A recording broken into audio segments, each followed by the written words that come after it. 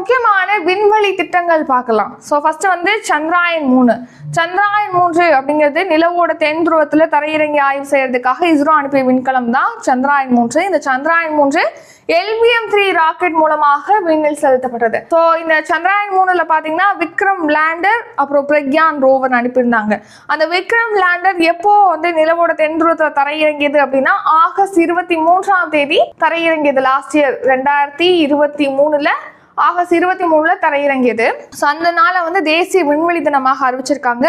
மேலும் அந்த விக்ரம் லேண்டர் தரையிறங்கிய இடம் இருக்குல்ல, அந்த இடத்துக்கு வந்து சிவசக்தி அப்படின்னு சொல்லிட்டு பெயர் சூட்டியிருக்காங்க. So next Aditya L1. Aditya L1ங்கிறது சூரியனோட புறவெளி ஆய்வு செய்யறதுக்காக அனுப்பப்பட்ட விண்கலம் தான் ஆதித்யா L1.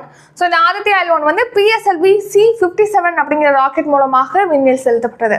ஸோ இந்த ஆதித்யா L1 பார்த்தீங்கன்னா இப்போ எங்கே வந்து நிலைநிறுத்திருக்காங்க இந்த விண்கலத்தை அப்படின்னா சூரியனுக்கு பூமிக்கு